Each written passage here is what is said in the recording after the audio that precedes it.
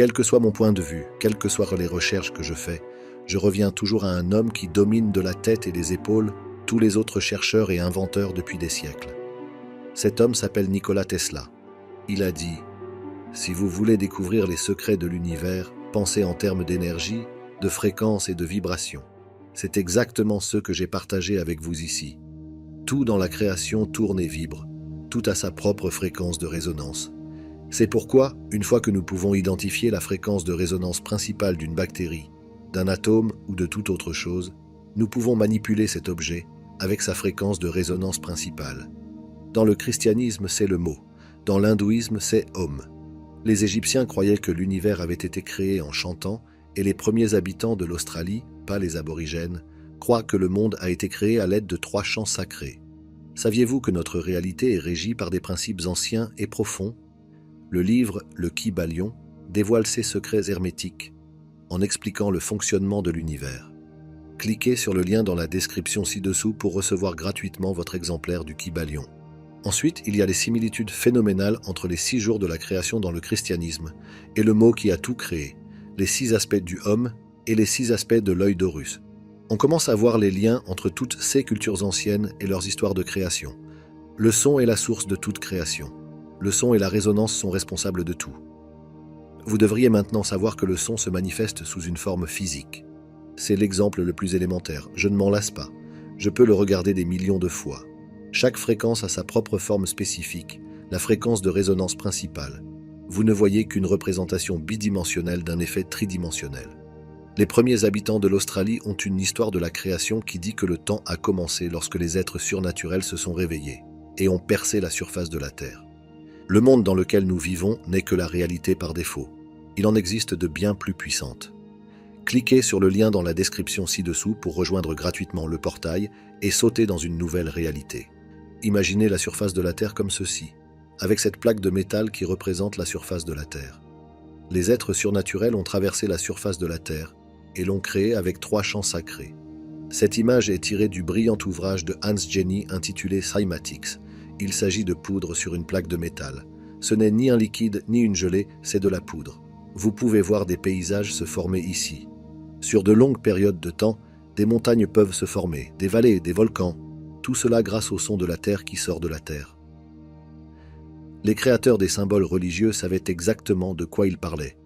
La source de la création est le son lui-même. Et cela nous amène à la question de savoir ce que fait le son. Le son fait à peu près tout ce que vous pouvez imaginer parce qu'il est la source de la création. Cela nous amène à utiliser le son comme outil et comme technologie. Le son crée la lumière. C'est très évident. Nous savons que Dieu a dit que la lumière soit, et vous pouvez le faire vous-même en reliant un haut-parleur à une lampe LED et en voyant ce qui se passe. Royal Raymond Rife, vous devriez le savoir maintenant, a trouvé le remède à toutes les maladies grâce au son et à la résonance qui se transforment en impulsion électrique. Le son continue de nous étonner. Le son peut léviter des objets. Vous l'avez sans doute déjà vu à maintes reprises. Il s'agit d'une idée très simple selon laquelle le son fait léviter des objets. Mais ce n'est pas ainsi que les anciens faisaient léviter les objets très grands et très lourds. Il s'agit d'une technique très différente. Il s'agit simplement d'ondes de pression qui peuvent faire léviter des objets très légers. Mais cela vous permet d'imaginer que le son fait réellement léviter. Le son crée des ouragans. En 2003, 2 hommes ont déposé un brevet pour créer des ouragans à partir du son, croyez-le ou non. Et je crois qu'ils ont obtenu leur brevet pour créer des ouragans. C'est peut-être ainsi qu'ils créent le temps pour nous, sans que nous nous en rendions compte. C'est ici que nous commençons à vraiment comprendre certains des maîtres. Quel que soit mon point de vue, et quelles que soient les recherches que je fais, je reviens toujours à un homme qui domine de la tête et des épaules tous les autres chercheurs et inventeurs depuis des siècles. Cet homme s'appelle Nikola Tesla. Il a dit « Si vous voulez découvrir les secrets de l'univers, pensez en termes d'énergie, de fréquence et de vibration. » C'est exactement ce que j'ai partagé avec vous ici. Tout est son et magnétisme, et c'est très important. Ce que la plupart des gens ne savent pas, c'est que, souvenez-vous, le son, Dieu a dit que la lumière soit. C'est donc le son qui se déplace. Le son manifeste des champs toroïdaux. Ainsi, les champs toroïdaux en mouvement créent des champs magnétiques avec des champs toroïdaux également. Et les champs magnétiques en mouvement créent de l'électricité. Telle est la séquence des événements. Si le son crée des champs magnétiques, Cela signifie que tout doit avoir une qualité magnétique d'une manière ou d'une autre. Si ce n'est pas le cas, il y a une raison très précise pour laquelle ce n'est pas magnétique. Voici un exemple. Vous ne pensez peut-être pas que l'eau est magnétique, mais elle l'est. Il en va de même pour le graphite, l'aluminium et le verre. L'aluminium est un bon exemple de paramagnétique, tout comme l'oxygène, qui est attiré par les aimants. Ici, j'ai quelques millilitres d'oxygène liquide qui collent à l'aimant. J'expliquerai pourquoi plus tard. L'oxyde de gadolinium et le sulfate de cuivre sont de bons exemples de substances paramagnétiques. Le sulfate de cuivre est un sel qui peut être capté par un aimant. Voici une photo d'un électron. Cette photo a été prise il y a une dizaine d'années.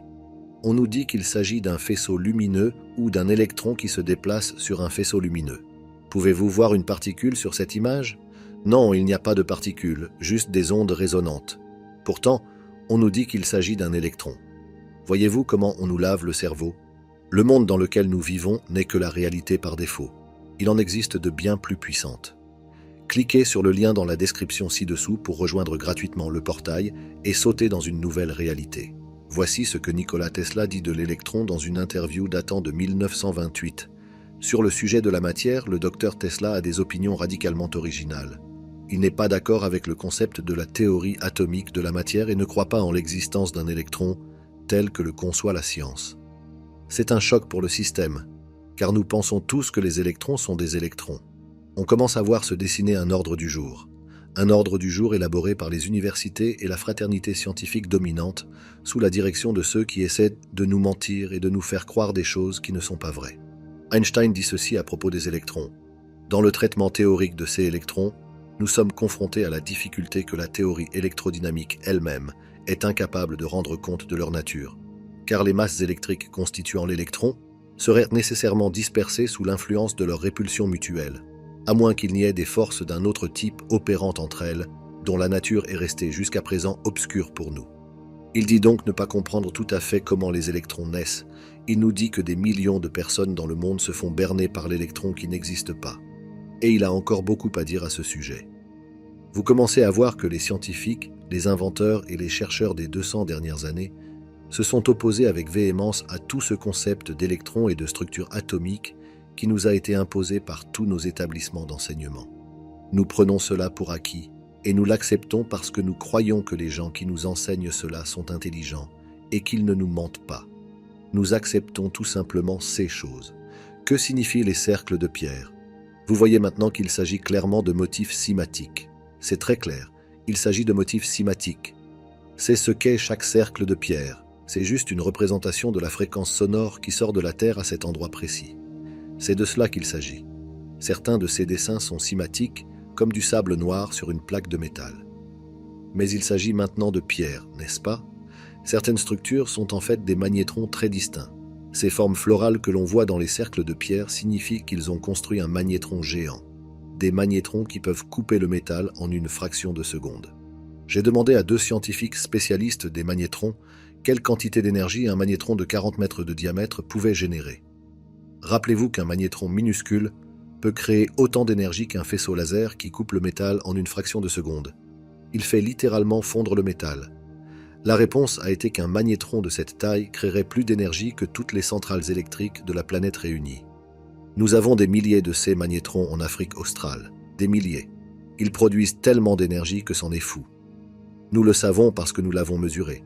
Nous avons mesuré les fréquences sonores, les champs électromagnétiques et l'intensité en décibels. Ce qui sort de ces cercles de pierre est tout simplement insensé. Le calendrier d'Adam est le plus puissant de tous ces anciens cercles de pierre. Le calendrier d'Adam est en fait beaucoup plus puissant. C'est comme s'ils envoyaient tous leurs fréquences au calendrier d'Adam. Et c'est comme le point de collecte de toutes les énergies créées par tous ces millions de cercles de pierre.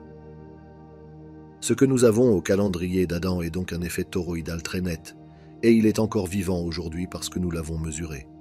Lorsque l'on observe les anciennes structures construites en pierre, on se rend compte que ces hommes savaient exactement ce qu'ils faisaient.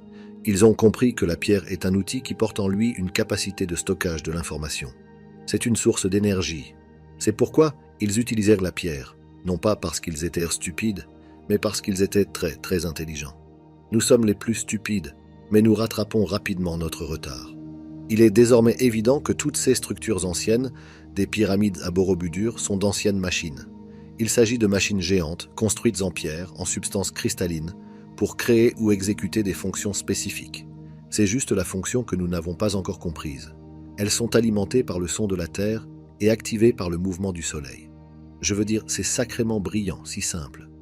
Nous sommes en train de le découvrir, et nous savons que les énergies sont toujours là. Voici une photo prise au-dessus des pyramides, et il y a toujours une énorme énergie qui sort des pyramides. Même les motifs symétriques qui se dégagent de Stonehenge, bien que les pierres aient été entièrement reconstruites, sont encore très puissants. Les motifs symétriques de Stonehenge nous indiquent que sa structure originale a été spécifiquement créée comme un dispositif de résonance, un dispositif d'énergie. Comme je l'ai dit, toutes ces machines anciennes sont des technologies avancées à une échelle gigantesque. Ces obélisques en Égypte sonnent comme des cloches. Si vous les écoutez, ils sonnent comme des cloches, tout comme ces pierres dans mon musée. Lorsque vous allez dans ces temples en Égypte, on nous dit qu'ils ont été construits pour ceci et cela, pour les offrandes et les prières. Mais tout cela n'a aucun sens. Il y a trop de piliers, pas assez d'espace. Quand on les regarde sous cet angle, on se rend compte qu'il s'agit de quelque chose de très différent. Tous ces piliers regroupés, pourquoi les avoir construits ainsi? Plus je regardais, plus je réalisais. Inspiré par le fait que les cercles de pierre étaient de puissants dispositifs de production d'énergie, que soudain, en voyant des photographies aériennes de ces temples en Égypte, je me suis rendu compte qu'il ne s'agissait pas de temples, mais en fait de gabarits. Nous sommes en présence de circuits énergétiques gigantesques, de circuits imprimés à une échelle gigantesque que nous n'aurions jamais pu imaginer. Cela dépasse notre imagination. L'échelle à laquelle ces gens construisaient des choses dépasse largement notre perception, car nous n'avons tout simplement pas assez d'argent pour faire cela. Les macroprocesseurs, les gigantesques macroprocesseurs, deviennent des macroprocesseurs gigantesques. On nous dit qu'il s'agit de lieux de culte et que c'est là que les gens vivaient. Non, ce sont des macroprocesseurs géants et sanglants, et c'est une partie du circuit imprimé. Vous pouvez voir que les pyramides étaient la même chose, des centrales électriques géantes produisant d'énormes quantités d'énergie. Vous commencez à voir des choses et à comprendre comment tout cela s'inscrit dans l'histoire ancienne. Il s'agit également d'un circuit imprimé géant. Lorsque vous regardez les images depuis le ciel, vous vous rendez compte qu'il s'agit simplement d'un circuit imprimé géant. Ce n'est pas une forteresse au sommet d'une montagne pour repousser des foules en maraude, des types à cheval avec des lances. Non, c'est un circuit imprimé géant. C'est la fin de ce dossier. Les travaux de l'Institut de la réalité sont mis gratuitement à votre disposition, mais ils nous demandent beaucoup de travail. C'est pourquoi, si vous avez apprécié cette vidéo, vous pouvez vous abonner à notre chaîne YouTube et laisser un j'aime sous cette vidéo. Nous reviendrons bientôt avec un autre dossier. Quantiquement, l'équipe de l'Institut de la réalité.